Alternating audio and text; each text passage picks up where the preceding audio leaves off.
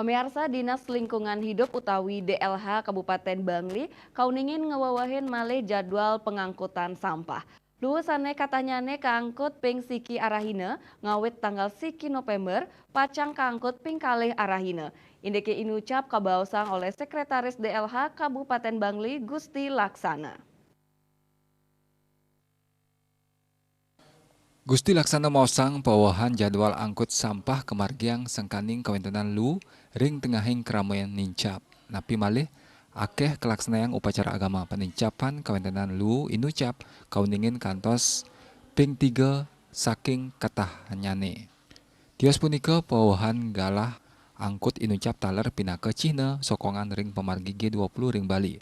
Ya diastun acara inucap kemargiang ring Bali sisi kelon nanging DLH merasa muatang pamidabdab antuk mastikayang margi protokol ring Bangli bersih saking kawentenan lu.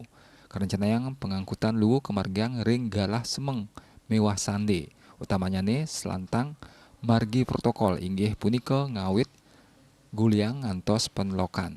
Gusti Laksana maosang paiketan dane pacang nadunang satgas sane kaduenang antuk uwantu pengangkutan lu inucap.